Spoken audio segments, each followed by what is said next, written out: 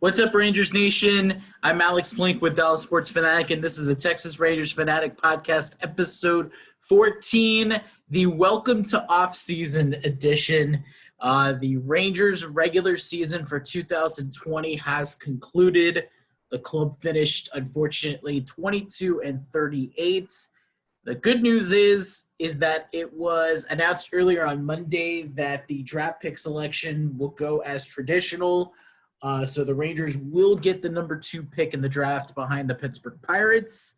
But again, with a playoffs that included 16 total teams, 8 for each league, the Rangers, who felt like they had a great chance of at least cutting to the 8th seed, will have to watch the postseason on the couch rather than on the fields. Maybe talking about the playoffs and some of the things that I really wish would have changed. But looking at this Texas Rangers season, yes, it started off rocky. It got a little good at 10-9 after that Rocky series. But yes, it seemed like the Fernando Tatis grand slam that shook the nation, really, I think that's just a coincidence that the Rangers fell after that. I think they ran into a buzzsaw in the San Diego Padres, and they just couldn't recover from that. And I mentioned throughout when the schedule was announced for the 60-game season, it felt like the Rangers needed to make noise in the first 30 games. I think 10-9 through the first 21 was something that they actually could have been better. But, and it's amazing when you think about 10-9, and so they finish 12-29 in their final 41 games of the regular season, and that includes winning their last 3 of 2020 against the Houston Astros. They took 3 of 4 at home against Houston, finished above 500 at Globe Life Field, though unfortunately they didn't quite win the Silver Boot due to the run differential for the Astros and Rangers against each other. The Astros still won the Silver Boot despite a 5-5 tie between the two, due to the fact that the 6 home games for Houston, 4 home games for the Texas Rangers. But that's all fine and good considering in the first 7 games, the Rangers went 2-5 against Houston. But let's cut away some of that negativity, or we'll kind of go into that negativity. I will say this for the Texas Rangers is that lest it was a bad season, there was a lot of positives to come out of it. Young guys got their opportunity, and I really feel like the Texas Rangers handled the situation extremely well, giving these rookies an opportunity. Hey, you have a big league roster of 28. There's no minor league baseball. You are able to see guys in the alternate site that is across the way at Globe Life Park. Let's give these kids a shot. Let's see what they've got. Have them face big league pitching. And it's interesting because one of the things I asked Chris Woodward about, this was probably about a week and a half ago, is this a benefit or is this a detriment for major league players with the opportunity, these young kids who are coming up, who are getting their taste of the big leagues? Yes, they are facing big league pitchers, big league hitters, but they're not getting the ballpark experience. They're not dealing with fans. They're not dealing with the crowd noise. And if it is crowd noise, it's computerized crowd noise. So it's not real. So as a young player, they're not getting the full experience. Is this going to help them out in the end? And I think one of the things Woody told me was, yes, it is going to be beneficial because you've already gotten the on the field big league experience of your first major league start out of the way. But it could run into a little bit of a problem because now you're having to deal with the ballpark atmosphere jitters, and it's almost like you're relearning how to play in the big leagues. And I'm real curious to see if it's a full crowd at opening day 2021, and let's say Leody Taveras, who's a very good candidate to be the Rangers opening day starter in center field, Rangers go to Kauffman Stadium to take on the Royals, and Leody Taveras, who's never had a big league, who never played in a big league game in front of fans. Sure, you played spring training games, but you've never played in a big league stadium with a whole bunch of fans. How is that going to deal with? You played Leody Taveras played for most of the season, played in an empty stadium. So I'm real curious to see how that's going to turn out. And I think that could be one of the advantages for these 16 teams. Most of them obviously not having fans, but with word coming out of that Globe Life Field's going to have fans, I think when you look at the teams that are going to be playing at Globe Life Field for the National League Championship Series, Division Series, World Series, and then I don't know if San Diego, Dodger Stadium, and Minute Maid Park are going to have fans. That's going to give some of the young kids on those teams an advantage because they're going to be able to have that experience, whereas the teams that essentially will go home, the other 22 teams, they don't have that distinct advantage. So I'm real curious to see how that's going to go and if that's going to cause any problems into the future. But I think one thing I will say is these young kids, they really mean some business. And I've got the numbers in front of me. And the one that pops up is Sam Huff. I mean, Sam Huff only had 31 at-bats. But the kid went 11 for 31, had 3 homers, and an OPS of 1.136. That is absurd, and that obviously led the team, granted the small sample size. Another one that jumps out, it's not really a young kid, but Ronald Guzman in 78 at-bats had an OPS of 750. Guzzi really put it on late, and I'm really happy to see that. And I think going into next year, there's going to be some choices that are going to be looked at. And I honestly don't think that there isn't a position that is up for grabs in the off season. I think Isaiah Kiner-Falefa earned a starting spot. But the question, I think, shortstop or third base for Izzy is going to be based on how are the Rangers going to look. I don't think Izzy has a definitive spot right now, is what I'm saying. He has a starting spot in the starting lineup, but I don't think he has a definitive spot on the left side of the infield. If he ranks in spring training, it could be an instance where Chris Woodward goes to Isaiah Kiner-Falefa and say, hey, you want to play at third or want to play at short, and we'll make it work somehow. Of course, you don't know what the situation is going to be with Elvis Andrus. What's the situation going to be at third base, at shortstop? How is Anderson Tejeda? It seemed like to me Anderson Tejeda is not going to, more than likely not, again, anything can happen, is going to be on the opening day roster in 2021. And of course, I know what everybody's going to say. Why are you talking about opening day 2021? We still have 6 months until that time frame. But these are the things to kind of think about. But I will say a lot of these young kids really did impress.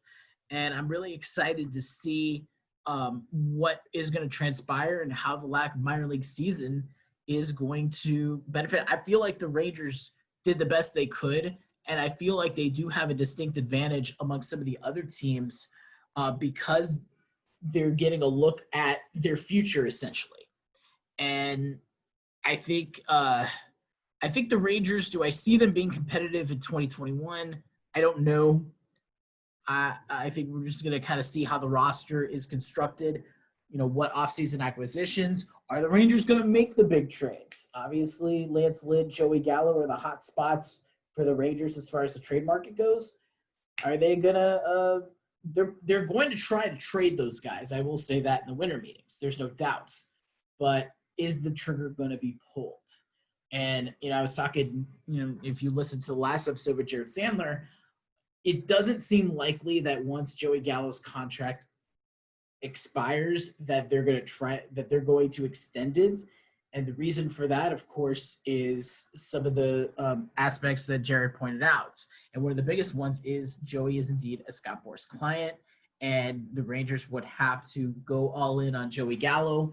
And I don't know, maybe Scott Boras doesn't have maybe he doesn't have the collateral because of Gallo's struggling season, but this was one of the things I mentioned during the trade deadline. If a team looks at Gallo and says, hey, we might have the solution to fix him, another team may go all in. The Tampa Bay Rays were a team that was a highly touted suitor for Joey Gallo. The Atlanta Braves were talking. If they feel like, hey, we may see something that we can fix, then they may go all in. So I don't know. I don't know if Joey Gallo will have a Texas Rangers uniform by the time February rolls around. If you want my personal opinion, I would love to see Joey Gallo stay a Texas Ranger. I know he loves it here. He loves his teammates. And there is that potential there. And it's hard to evaluate a 2020 season when everything is shortened. Everything is just doesn't feel right. I think anybody who's listening just can tell that, you may not be in the same mindset as you were at this time last year, or if you're working, it just doesn't feel like normalcy. And baseball players feel that same way. So I hate to really evaluate everything on this season for guys like Joey Gallo, Rougned Odor, those types of guys. Willy Calhoun had a very tough 2020 season, not just because he struggled, but he struggled to stay healthy on whereabouts that wasn't his doing. And, Willy Calhoun announced on Monday that, and he announced to the media too, that he's pretty much going to take this offseason off mentally, and that's good for him. That's a great sign. I think you go in, you come out, hopefully for Willy, will come in February fully refreshed and ready to go. So the Rangers finished 22-38. They finished above 500 at Globe Life Field, 6-24 away from Globe Life Fields. That was the worst road record in the majors. The Pirates played 2 fewer road games. I assume there were some St. Louis Cardinals games that they played at PNC Park rather than Busch Stadium. But yeah, I mean, either way you slice it, it wasn't that great of a season on paper. The Rangers did, again, it was a very good sight to see the team play well in the final 3 games. And it's funny because I asked Chris Woodward if it's for the offense, is it encouraging to see that or is it frustrating? Because the offense played well in the final series last year and really in the final homestand against Boston and New York. And then the season ended. And so sort of the same thing happened. He does say, yeah, it's a little bit frustrating to hit it towards the end because he felt like if the Rangers in the league, there was 102 more games, then I think they would have righted the ship. That wouldn't have solved the issues. And he made that clear. It's like, I don't think, and I quote, I don't think we would have been the best. Let me rephrase that. I don't think we would have been the best offensive baseball, but I think we would have been better and a little bit more consistent. So I do agree with that. I think if there was 162 games that the Texas Rangers, I don't think would have put up the offensive funk that they would have been, though it is curious to see some of the records that they were close in breaking through 60 games. Obviously, everybody knows of the grand slams they gave up, and it kind of makes you wonder if there was 102 more games, would they have broken that record, or if that was just a ridiculous span.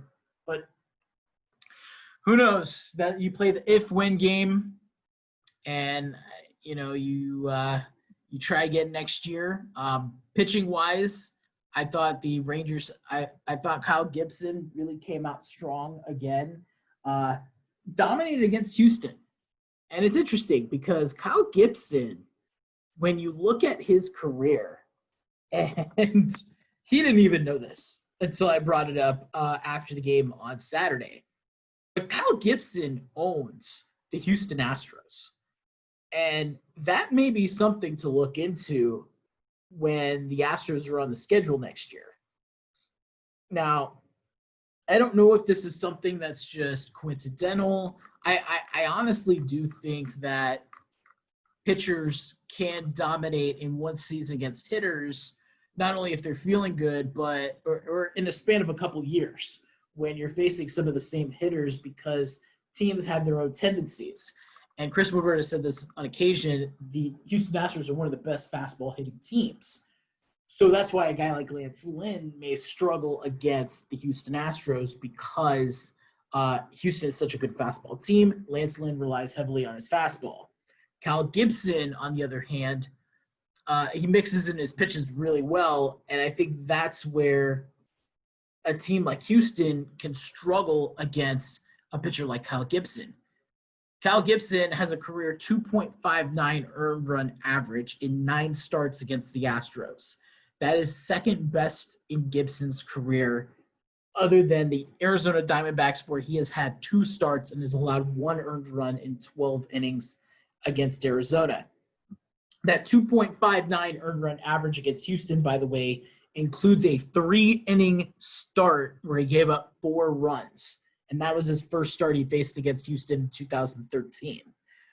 So even lower that, if I did the calculation right, and I did after the game, he has an ERA of just over 2 against Houston in the last 5 seasons and 8 starts.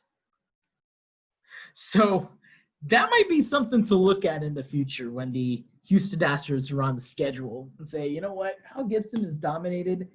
I might try to tweak my rotation so that Gibson faces the Astros. Now, sometimes you go to the well one too many times. I'm sure next year that, the Astros aren't dummies and they look and say, wow, Kyle Gibson has dominated us the last 5 years.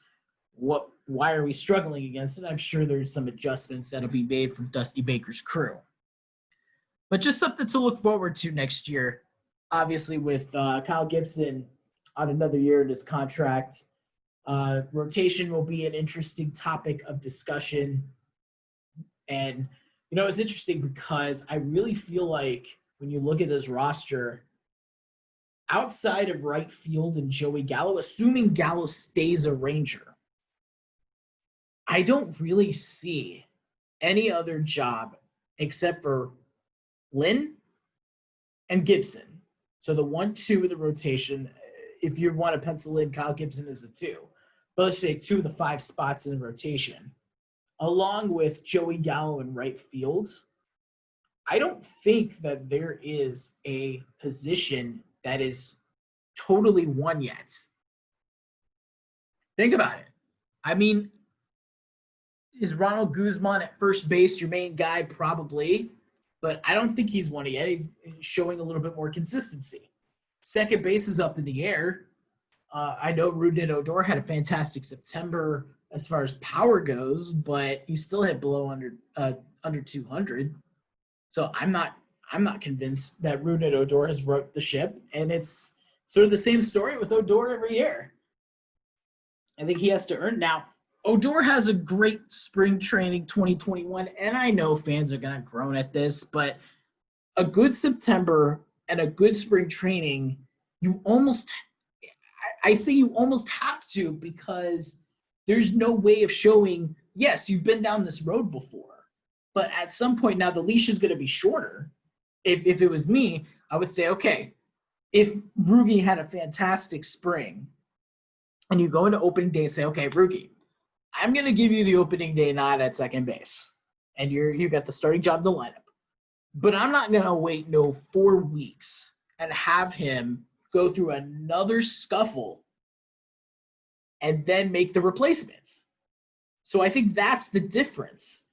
If Odor dominates in spring training, I do give him the opening day nod, but I don't let the leash go for weeks. That's the difference. Now, where does Solac fit into this?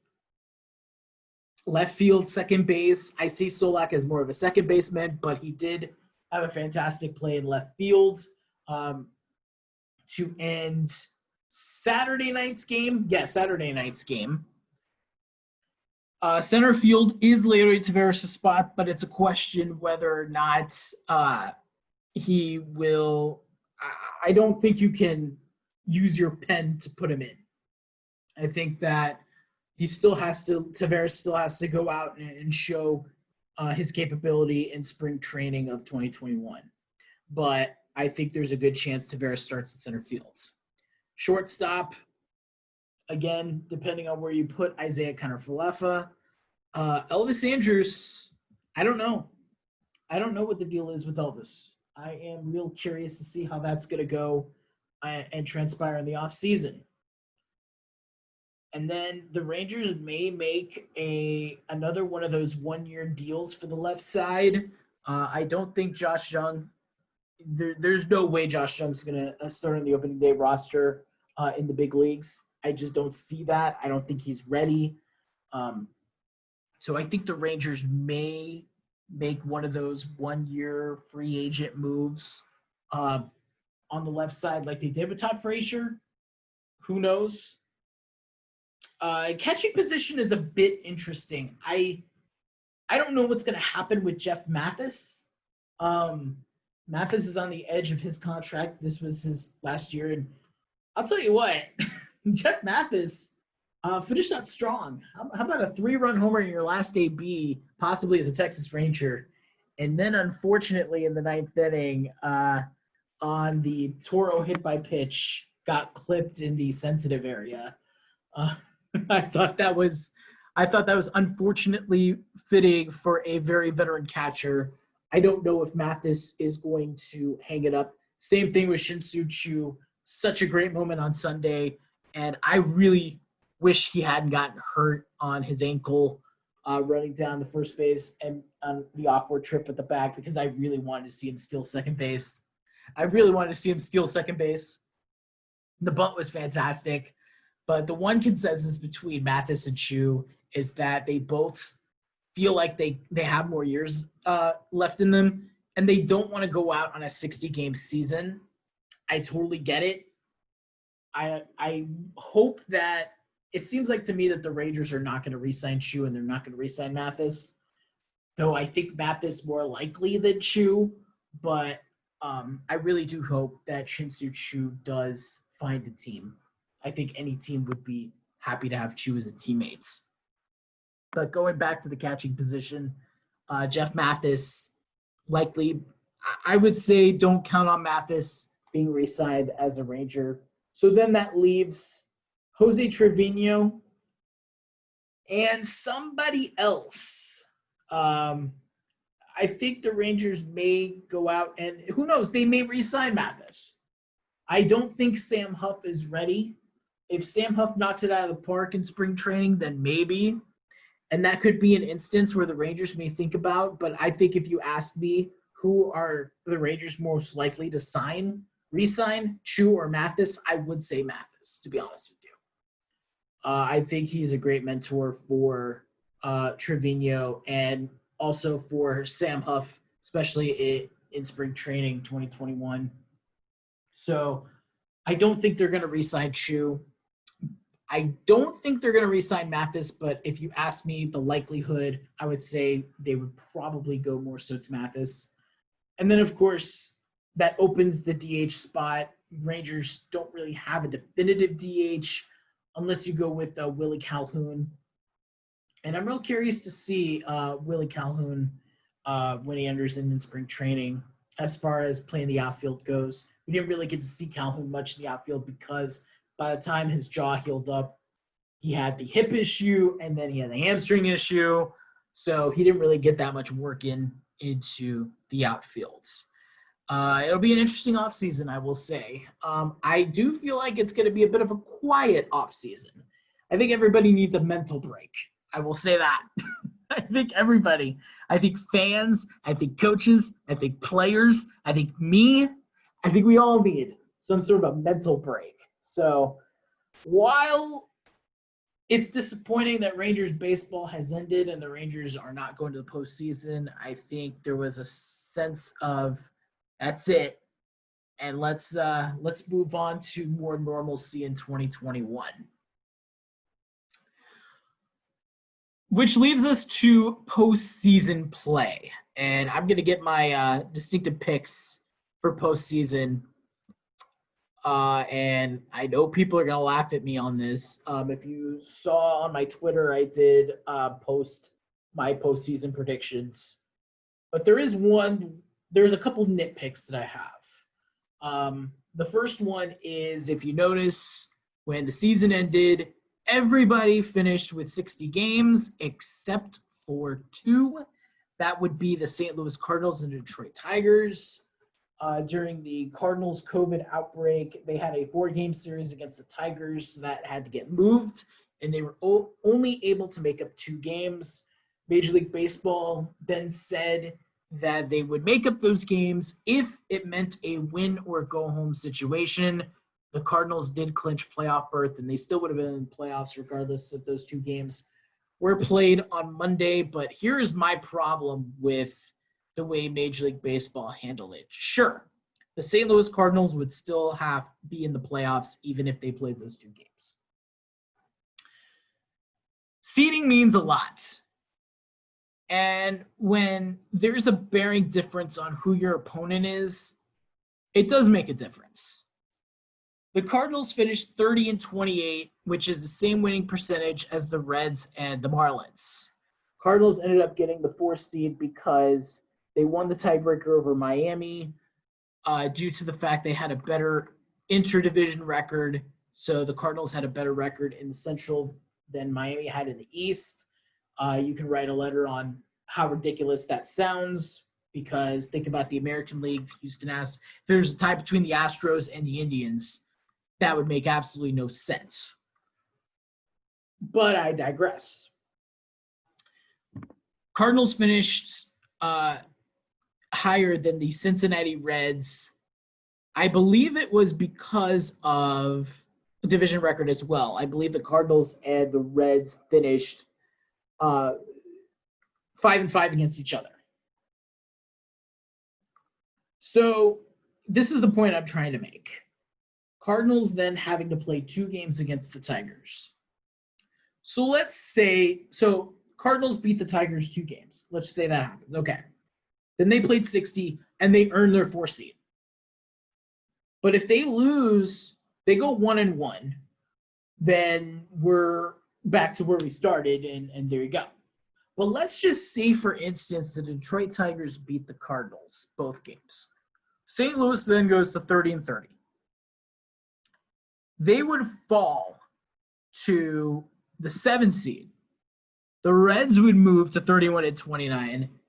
And I believe, I don't know what the 3rd tiebreaker is, because the Reds and the Marlins finished in their respective divisions the same record. And I guess the next tiebreaker is how they played in the last 20 games, and that's tied too. So I'm just going to say, let's just say run differential, which Miami had a negative 41 run differential. Reds finished with the same number of runs scored and runs allowed. So let's say the Reds take then the 4th seed, and you replace St. Louis and Cincinnati. Cincinnati then goes to San Diego. St. Louis then goes to Atlanta. Not only are you changing oppositions, but if either one of those 2 teams upset their respective opponents, now you're changing locations. And the one thing to keep in mind in the National League playoffs is your 2 bubbles are Minute Maid Park and Globe Life Field. Those are vastly different ballparks that play out. Houston is a notorious offensive park, especially to right-handed hitters. And Globe Life Field has been known to play very well to pitchers. So for a team like the Cincinnati Reds, who is a heavily pitching team, that's a big difference. Because now all of a sudden, let's say the Reds upset the Braves. Now they have to play either Miami or Chicago at Minute Maid Park. Now, yes, the flip side to that is if you upset San Diego, now you play the Dodgers most likely. But I don't know. I mean, Globe Life Field, again, in Notorious Butchers Park, I think if any team can keep up with the Dodgers pitching, it's the Reds and Marlins. So that's all of that I just mentioned because Major League Baseball did not reschedule the Cardinals-Tigers 2-game series. And that's a very doable 2 games. 2 7-inning games. Tigers actually finished their game earlier against Kansas City because there was some threat of weather in Kansas City. And they're both in the Midwest. So you could have, and if weather's an issue in Detroit, which I didn't check the weather on Monday, then I don't know, maybe Milwaukee, where the Brewers aren't going to be using Miller Park anymore because they're playing in Los Angeles, and then you go to the bubble. So you could have used Miller Park if you needed an indoor stadium and play 2 games there. And it just, to me, doesn't seem like – it seems like the Cardinals, who, by the way, the reason that they didn't play 60 games was due to a COVID outbreak that, again, rumors surfacing that it was their own doing. I feel like they got the beneficial of the stick, and that shouldn't be. Think about how many – the Cardinals probably played fewer innings than any team in baseball because of how many 7-inning games that they had to play. So think about that. That's another reason I feel like I don't like the doubleheader rule, because teams are not playing the same number of innings can be scheduled. Yeah, yes, you have extra innings, but extra innings is when you've got a tie game going. You know, that's something that you can control. You can't control 7-inning doubleheaders because you can't control Mother Nature. So that's where I kind of disagree to the point of just in general. I don't think extra innings. I'm sorry. I don't think doubleheaders should be 7 innings. The Cardinals, and I just pulled this up while I was talking. The Cardinals played 473 innings in 2020. The team that played the most innings, the Los Angeles Dodgers, played 538 and 2/3 innings. You are talking about a 65-inning difference. A 65-inning difference. And to give you an idea, yes, the Tigers are next on the list, the second lowest. But the Cardinals played 19 fewer innings than Detroit did. 19, because of the doubleheader rule. That's 2 fewer innings per game.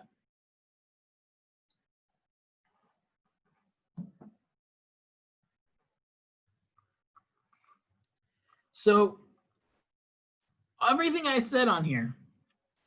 Now, I'll get to my predictions, but I do feel like if the Cardinals do end up going far into the postseason, that is where, if you're talking about anything having an asterisk next to it, that's where I say put an asterisk next to. Because the St. Louis Cardinals theoretically should earn their spot. I don't think they earned the 4 seed. I think if they played Monday and swept Detroit or split and went 1-1, then yes, they would have earned their spot as the 4 seed. But as the 5 seed. So I don't think that the St. Louis Cardinals earned their 5 seed. But that's just my opinion. So looking at the postseason, my other complaint is there's too many day games, especially on Wednesday. The schedule has been announced for Tuesday and Wednesday. Too many day games. I'm sorry, but I have to be the one to complain on there. Too many day games on Wednesday. You have 6 of your 8 games starting before 5 o'clock Central Time. And think about if you're on the Pacific time too.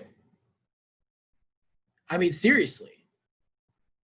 Your third to latest game on the West Coast starts at 2 o'clock, 2 p.m. People are still at work. I kind of complained on this, but I didn't go into further detail. Obviously, if you look at the schedule, you know why exactly, and that is because Major League Baseball had to get the Yankees and Indians with no competition or very little competition. That's the reason why. You got to keep that window open completely for the Yankees and Indians.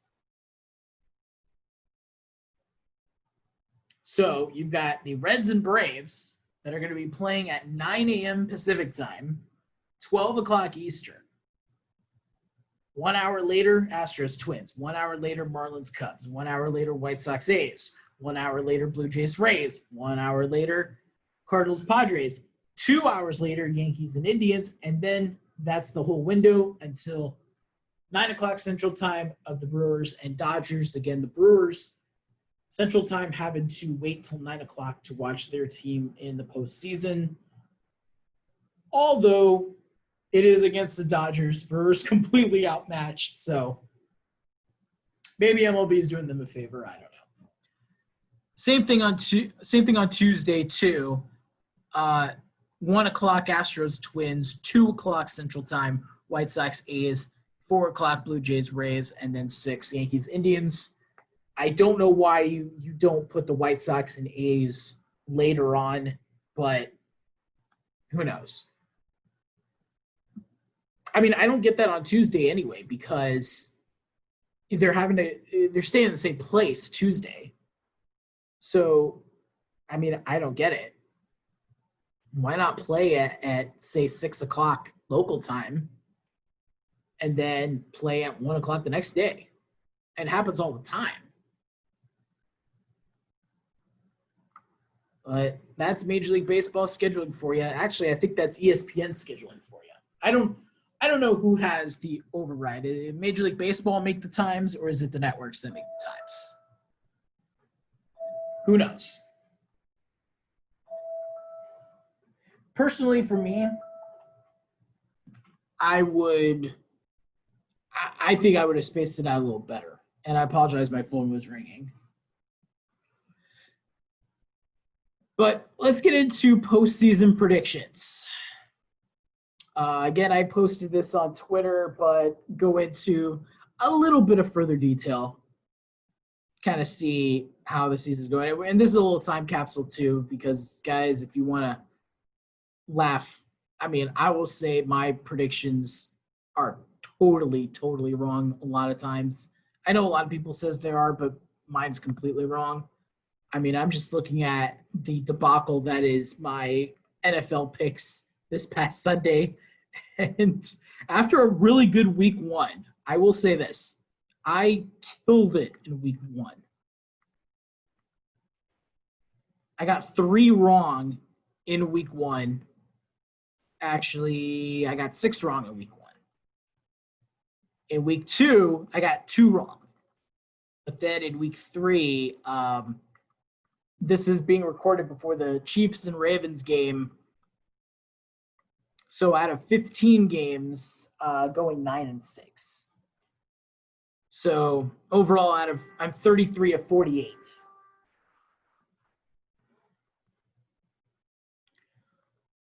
But without further ado, let's take a look at the MLB Playoffs wild card round.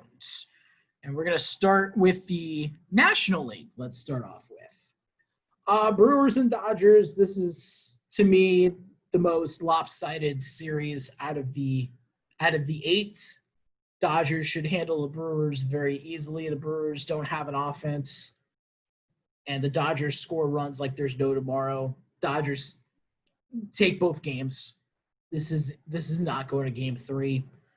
Dodgers sweep the Brewers. Again, these are best of 3.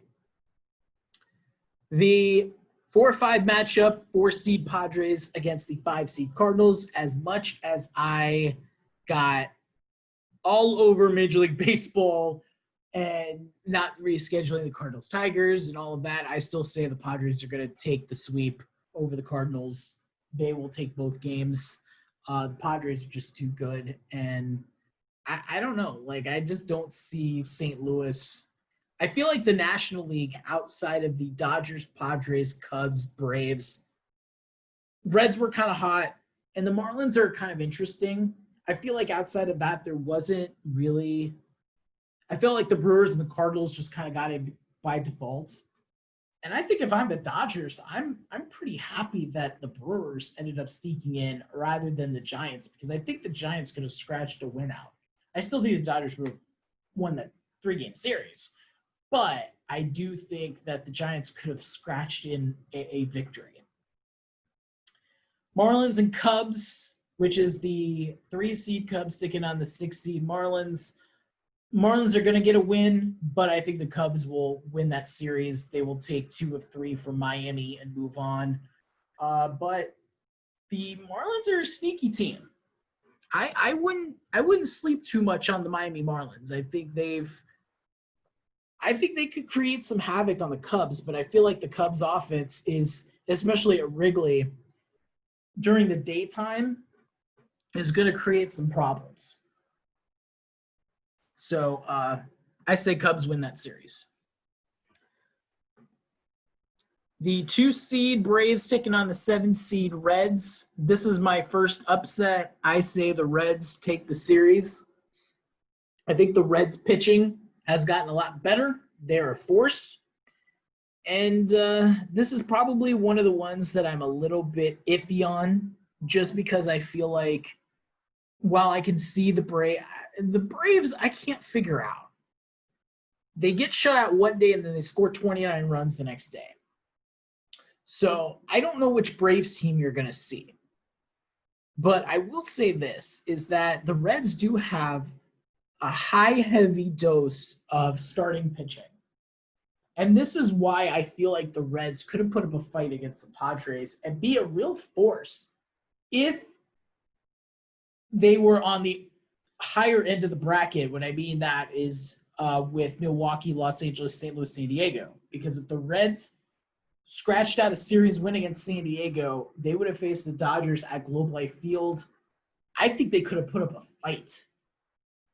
But Minute Maid Park, I don't think is a good ballpark for the Cincinnati Reds, which is odd because Great American Ballpark doesn't seem like it's a good ballpark for the Cincinnati Reds, but I digress.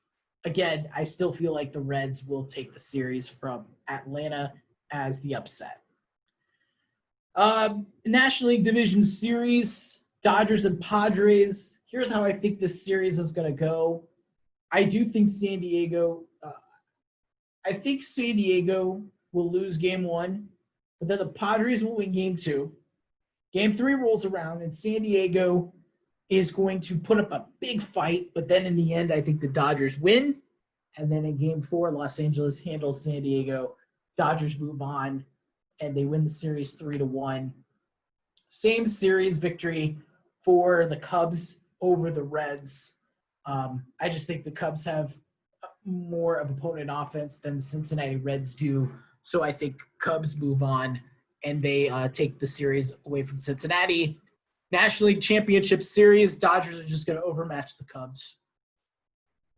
And it's interesting because I'm really hyping up the Dodgers, and you're like, whoa, wait, didn't the Dodgers lose one game in a 3-game series against the Texas Rangers at Globe Life Field? Yes. And the one thing that could hurt the Los Angeles Dodgers is left-handed pitching.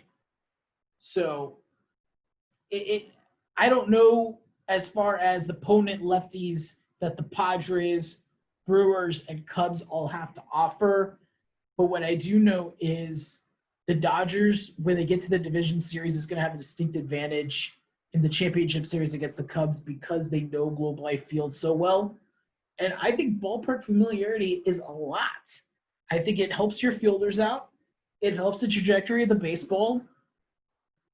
And you can manage a game better. So I do think that the Dodgers over the Cubs 4-1, Dodgers go into the World Series. On the American League side, wild card rounds, Rays and Blue Jays.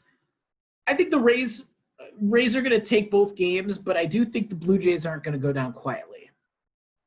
I do think that they're going to be both very competitive games. So I'll take the Rays both games, but they're not going to be blowouts. Yankees and Indians, same thing. I just think that the New York Yankees offense just can't contend with the Indians starting pitching. So to me, I think that the New York Yankees will get 2 games swept, unfortunately. And I think that the Cleveland Indians will take both games. Twins and Astros. Astros, it's interesting.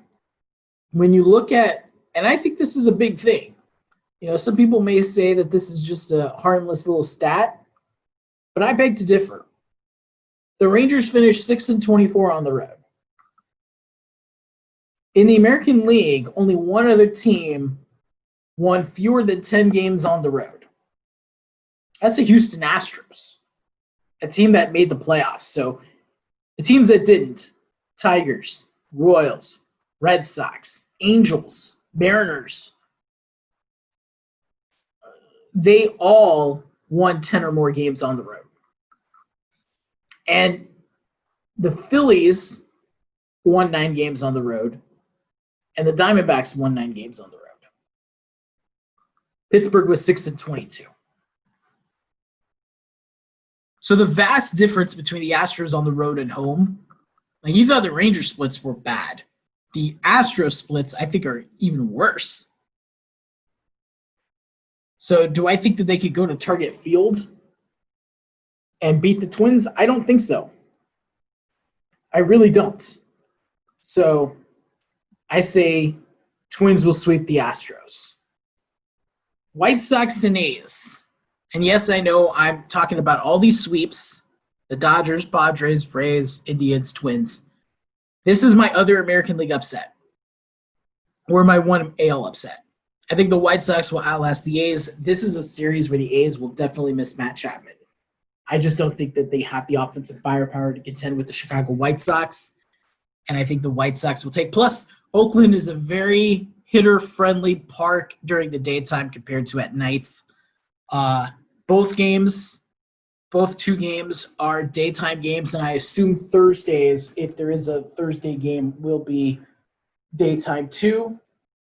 So I think the White Sox can put on their offense there. I think Chicago moves on. American League Division Series. This is one where if I had to make a change right now, I know I posted it already, that I would make a change. Not because I think that I picked the wrong team. I just think that I didn't give the losing team another game. I picked the Indians over the Rays 3-1. I do think the more I think about it, it'll be 3-2. I don't think I gave the Rays enough credit. But I do think the Indians will still go on to win the series. But if I had to make a change, I would say 3-2. But I put out 3-1. White Sox and Twins. The White Sox have owned the Minnesota Twins this year. I say the White Sox continue that trend, but it will be in the max of 5 games, the only series to go 5 games outside the other 3 going 4. I think the White Sox win that series over the Twins 3-2. American League Championship Series. Indians can win it in dramatic fashion against the White Sox. They will win the series in 7. I say this is going to be a 7-game series. So, yes, an opportunity for both Chicago teams. They both will make the championship series and both widely lose to their opponents. So, my World Series pick is the Indians and Dodgers, to where I say the Dodgers will win in 6, and the Dodgers will have the monkey off their back. And unfortunately, Chris Woodward will be in the same zip code. Well, actually, he may not be in the same zip code because he may be going back home to Arizona. But Dave Roberts and the Los Angeles Dodgers will be celebrating a World Series victory in the Texas Rangers dugouts, where Chris Woodward will be who he almost won a couple World Series with his former team, the Los Angeles Dodgers. I may have explained it really weird, but I think you kind of get the idea of where I'm going at. So those are my postseason picks. Again, the likelihood of this coming true is about as likely as, I don't know, I don't even know what's completely unlikely that I'll get an email saying I win $1 million. That's completely legit. So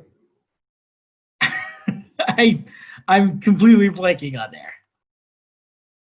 But, I will say this, is that looking at the schedule, as much as I moan and complain and feel like I have a stick up my butt on the way Major League Baseball is handling some of those, I am really excited to see it. It kind of gives you a little March Madness version of baseball. If you always wonder what March Madness would be like in baseball form, and I think we're going to get that on Wednesday when you have multiple games going on again.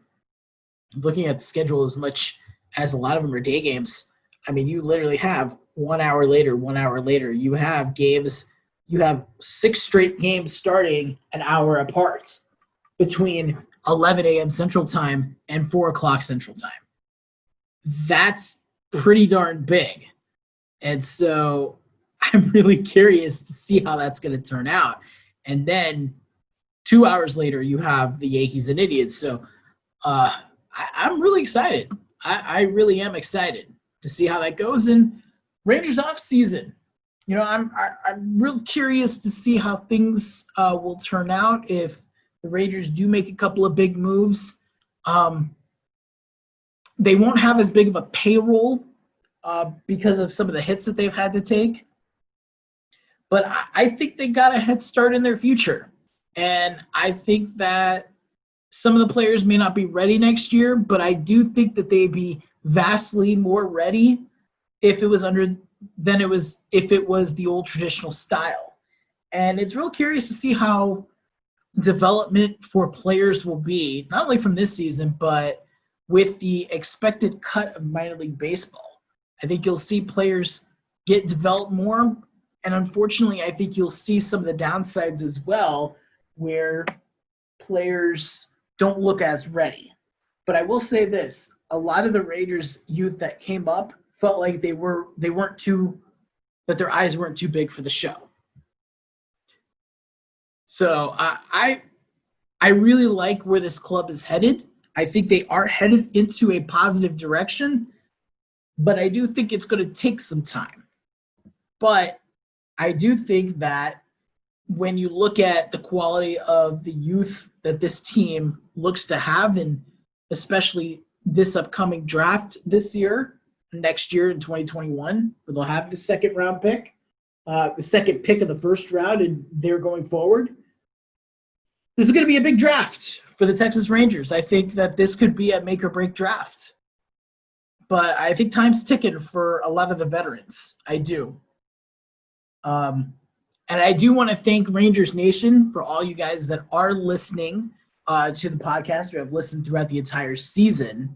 I really appreciate everybody who's been tuning in and who's been following with the coverage, because you know what, just hearing everybody's thoughts, even if it's positive, negative, however, I appreciate all you guys allowing me to put together my perspective. And it was a fun season. It was a very challenging season, but it was fun. And to know that everybody is out there and people are so passionate about their team, and that's so great. I love it. I love the passion that Rangers fans bring. And I know that they want what's best for their team. They don't want to see their team fail 10, 20, 30 years straight. So people have their harsh opinions because they care. That's how I see it. So appreciate it, Rangers Nation, and I appreciate everybody tuning in. As far as podcast episodes go, I will say that with the off season, episodes are going to be cut down to probably once a month. I will still try to get people in. It may be a little harder because I think this season took a lot of toll on everybody, and people just want to kind of take a mental break, and I don't blame them. So I will try to get a podcast episode up at least once a month and maybe twice a month. But again, follow Dallas Sports Fanatic / Texas Rangers. There will be Rangers Awards coming up. I did that last year. I'm going to do it next year, and I'm doing it this year. So last year, this year, next year, and for every year going forward. And then some more off-season pieces. Our team at Dallas Sports Fanatic is going to kind of do a position-by-position analysis, something that we may be looking forward to. So that should be a lot of fun. If you want to listen to this podcast or any other podcast, you can go to Anchor. It's available on Spotify. We'll have these up on YouTube. Rangers Nation, you guys have a safe off-season, and hopefully – with the next regular season game the Rangers play, which would be in Kansas City, that we get to see Royals fans, which means that we will get to see Ranger fans in their home opener against the Toronto Blue Jays in April of 2021. Hopefully we get to see fans at Surprise, Arizona for the Rangers spring training, and everything will mercifully go back to normal. Want to wish everybody a great end of September, and those going to be following the MLB playoffs. Baseball is still going, and hopefully we all get to enjoy Globe Life Field on the national scale for the National League Division Series, Championship Series, and World Series. Rangers Nation, you guys hang in there.